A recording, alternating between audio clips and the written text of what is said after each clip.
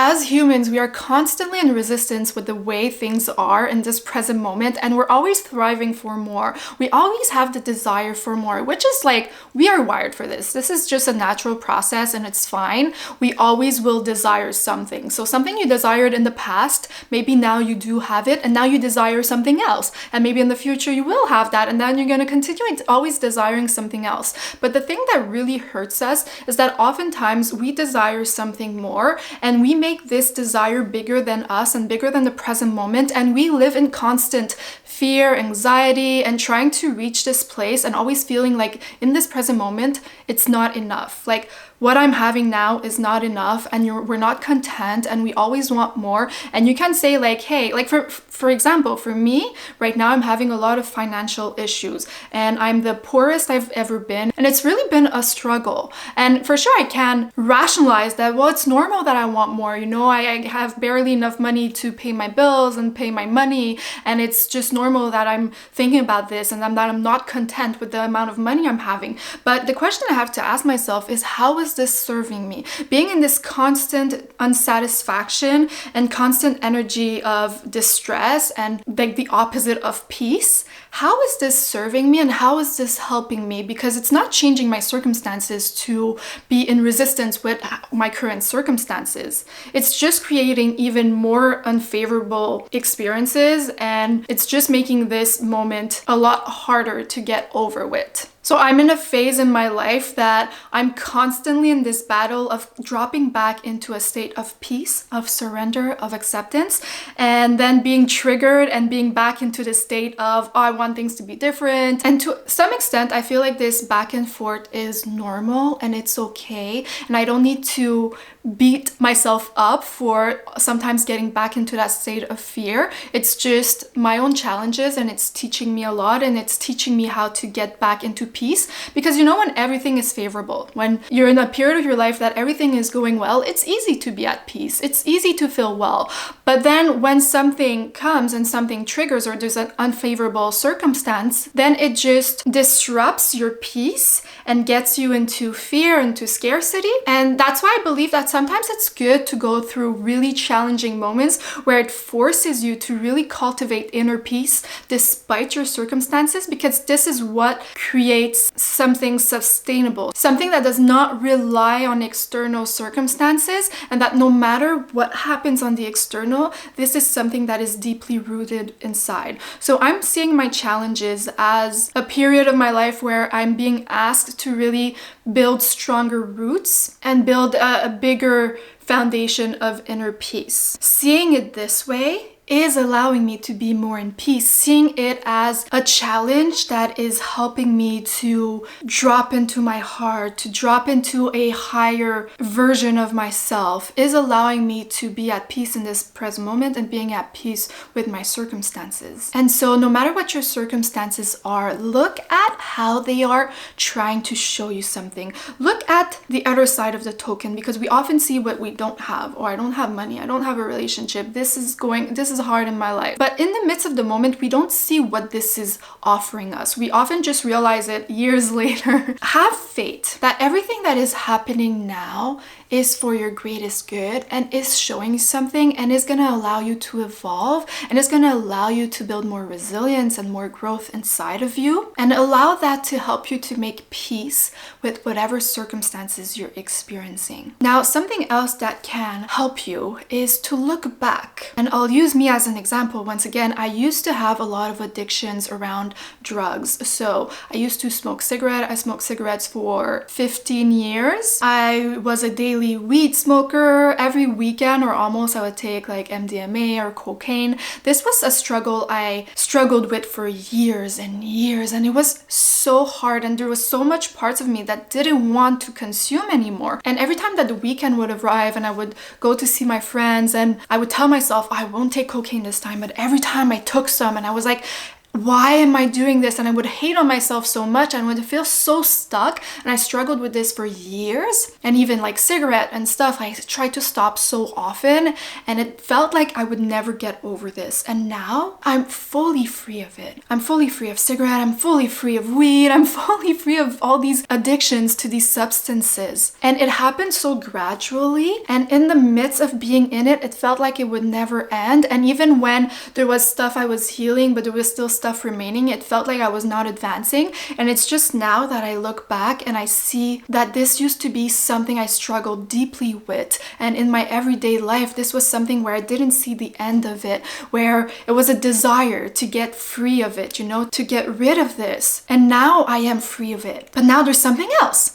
Now it's like, oh, I want to succeed in my career. I want to succeed financially. There's always something. I know for a long time, like I wanted a relationship. Now I have a really good, healthy relationship. But instead of focusing on all these things that I've achieved, I'm focusing on everything that I don't have right now and being into that lack and disrupting my peace by focusing on what I don't have. I know that once I do have all of these things I want now, there's going to be something else. There's always going to be something. And it's just because we are wired for growing, for reaching higher. As humans, there's nothing wrong with that. We don't need to shut this desire out. We don't need to pretend like we don't need anything, in a way that it's okay that we are trying to reach for something, or we're trying to reach for more, because this gives purpose to our lives. And I can desire these things while also making peace with where I am right now, knowing that I'm in a constant evolution and there's always going to be something to look forward to, and there's always going to be something in this present moment that is not ideal. But allowing these circumstances to disrupt my peace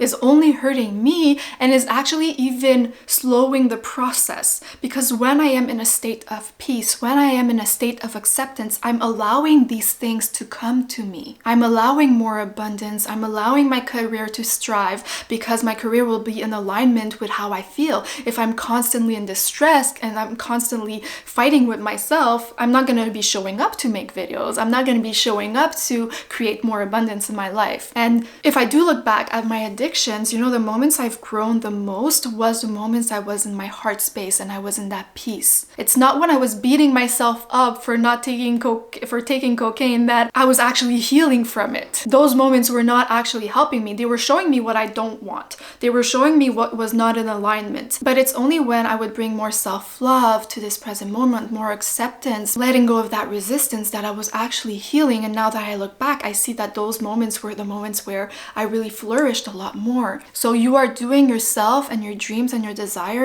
a favor by entering that state of peace. And it can be very hard. So you have to give yourself compassion for not being in that state of peace. This is a big piece of the puzzle, where trying to say, I need to be at peace, I need to be at peace, you are not being at peace with the fact of not being at peace. So before being at peace with your circumstances, be at peace with having trouble being at peace. Sometimes I beat myself up. Sometimes I'm not into that flow. I'm not into that present moment. Lately, I'm struggling a lot with that, you know, going back and forth. And in those moments where I'm having harder days and I'm more in resistance, I try to remind myself that I'm allowed to feel how I'm feeling right now. I allow myself to have compassion for how I'm feeling, even if it's not ideal. And that helps me to bring myself back into my heart, to bring myself back into acceptance. Accepting everything as a whole, even how you're feeling. And I actually made a video about how to be in acceptance when life is not going the way you want. And it goes in the same direction as this video, but I feel it could be a really good complement if you want to look more into it.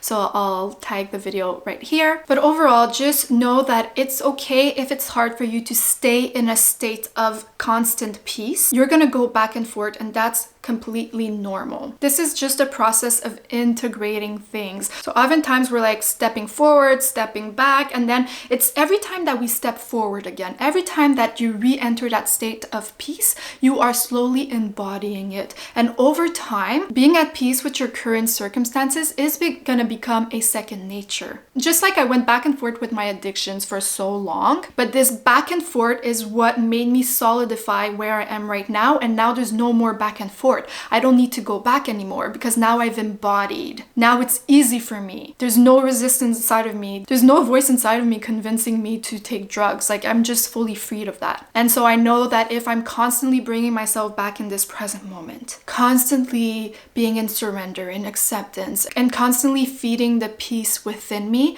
that sooner or later, this is gonna become my second nature. It's gonna become my overall state. And maybe sometimes I'll go back and forth still, but it's gonna be a lot easier to access it. And it already is a lot easier to access it than like 5 years from now. So it doesn't matter if you're not constantly in it. Just always have the goal to recommit to it, to come back in it. No matter how much time has passed from you not being in it to in it, you will learn, you will build that muscle that will know how to go back into a state of peace. And there's no like secret trick. For sure you can find exercises that help you to ground yourself, like doing breathing, working out, stretching, taking walks, all these things that calm the nervous system. But overall, it's a focus that you put your mind on. And just reminding yourself of these things, reminding yourself that your circumstances don't have a control over you, that your circumstances are not bigger than you. Oftentimes we put our well-being and our value in what we have, in the things we build, and the money we have, and the relationships we have, but always reminding yourself that you brought yourself up to here, up to now, and you are always safe. Deep down, you are always safe.